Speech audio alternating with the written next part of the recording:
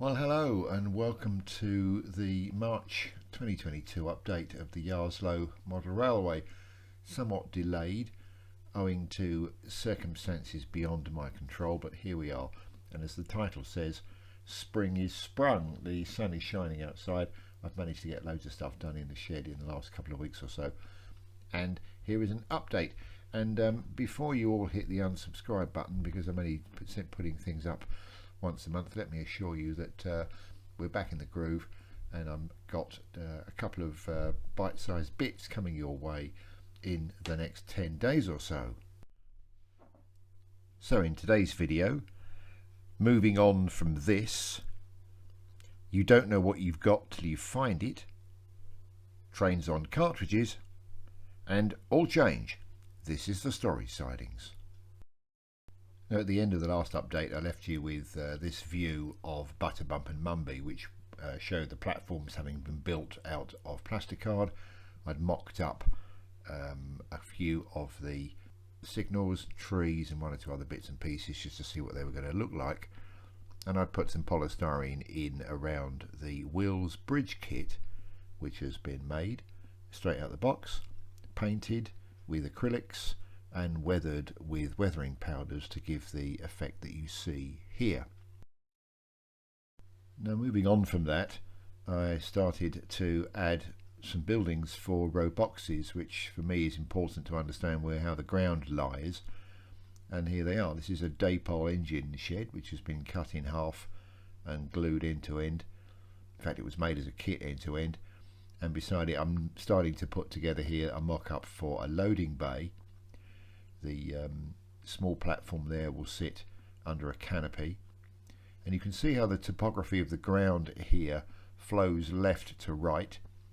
The bridge has now been painted, not quite finished but painted. I've cut out most of the sleepers between the rails here and then added some plastruct box section to create this kind of plate girder effect that you see with these types of bridges.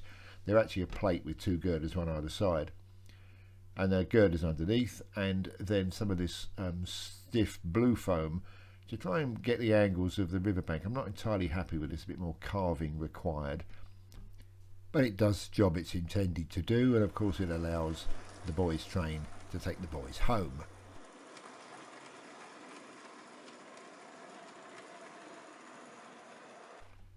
Now here we have the contents of Butterbump and Mumby, and most of the layout actually piled up on top of Blowick Lane, and that's because we now have some ballast just on the Butterbump and Mumby end of the layout.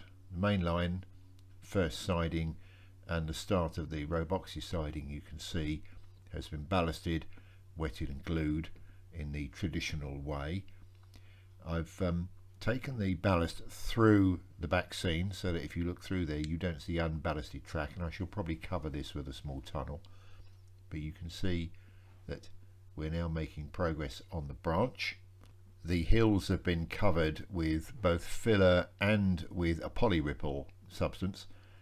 I've done a bit more carving around the river. I'm happier now with the contours here. Added some rocks in the bottom, which are actually lumps of plaster with some filler around them. That looks a bit better than it used to, and we've got a much better profile of the hills. Now, for the exit from Blowick Lane into the Traverser, I wanted another bridge, but I didn't want more raised scenery, and I found this uncredited photograph on the internet. It's J6, so it's clearly LNER country, and you can see the bridge just stands above the ground here with heavy buttresses and wing walls.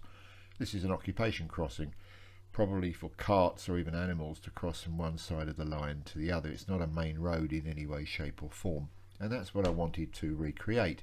So I dived into my spares box to see if I could find another bit of a Wills bridge kit to use as a template to make up this sort of bridge using brick embossed plastic card.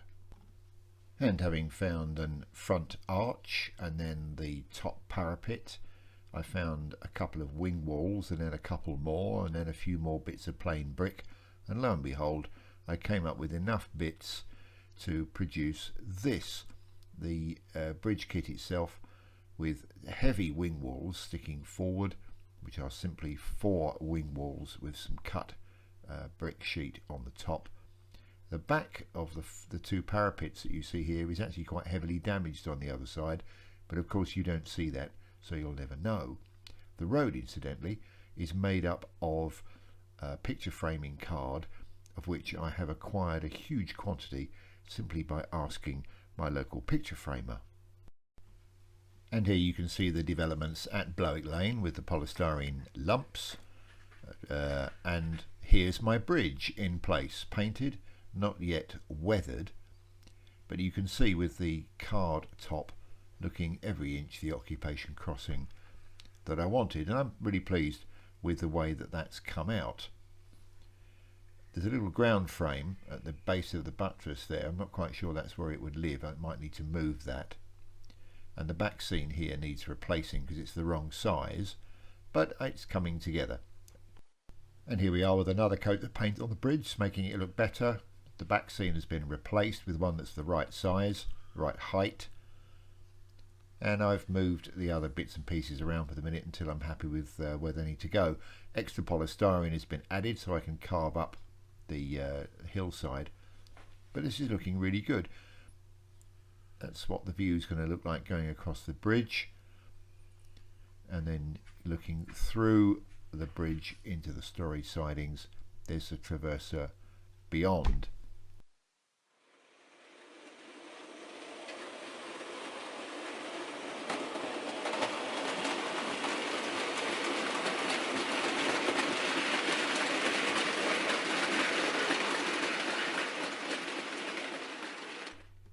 Now, when you were last with me, this was the situation with the cartridges, but I have upgraded them slightly. The bare wires connecting the track have now been fixed to some crocodile clips, which are connected to these brass uprights.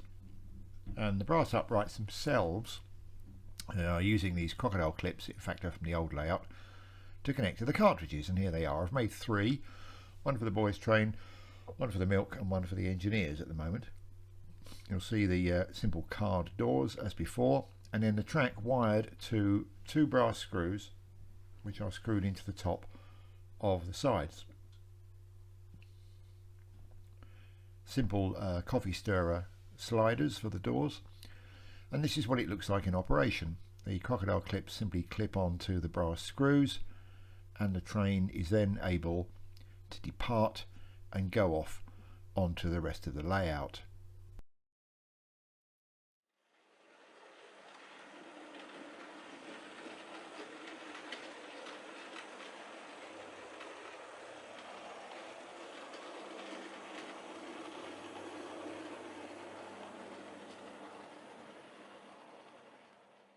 Now, it's true that the more you read, the more you know, and this is a book that I've read the cover of since owning it. This is Steve Banks's book on LNER trains. There are a number of magazine articles by Steve, and this book is the culmination of a lot of work. This one ostensibly about the principal trains of the LNER, but he does cover secondary services and ordinary services on his magazine articles and on his website. It's well worth checking out. Not only if you're an LNER modeller, but if you model any of the regions over the steam era. There's an awful lot of information here that we can all learn. And as a result of the more I know, I've changed some of my trains around in the storage sidings. I've decided to add 2 weekday only express trains, 5 coaches long as opposed to the ones I already have, which are 8 coaches.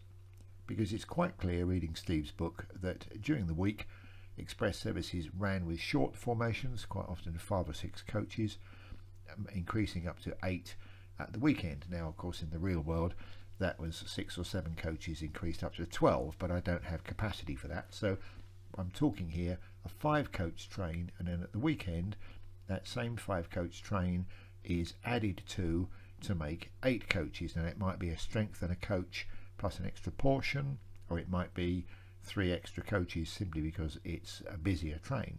But either way, I'm going to add these 2 5-coach trains to complement my 8 coach expresses.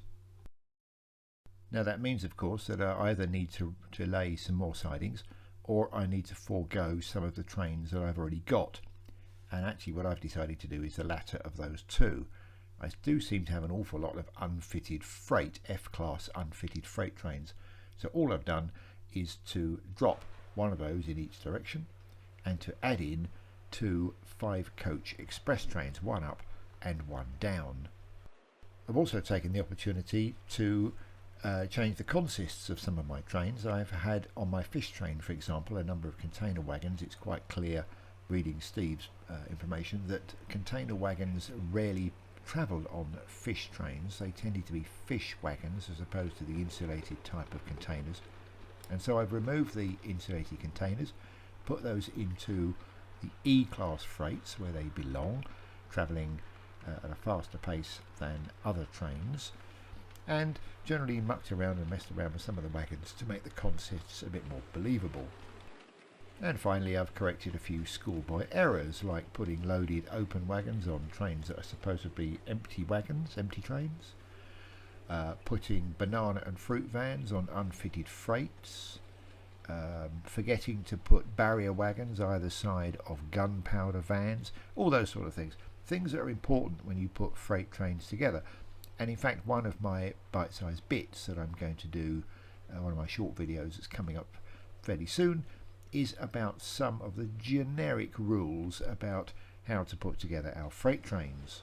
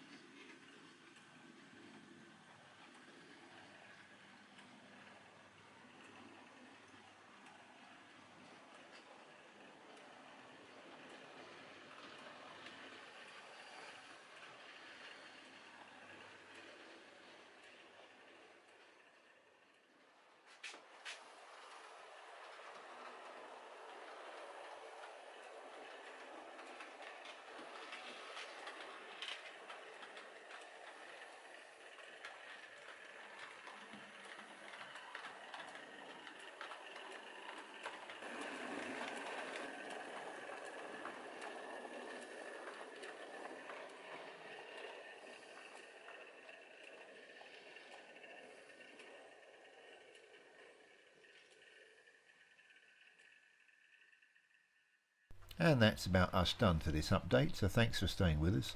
Thanks for putting up with my lack of activity on the video front over the last month or so. I'm going to try and make up for it this month with 3 or 4 videos. Stay tuned, subscribe if you haven't already, stay safe, and I'll see you soon.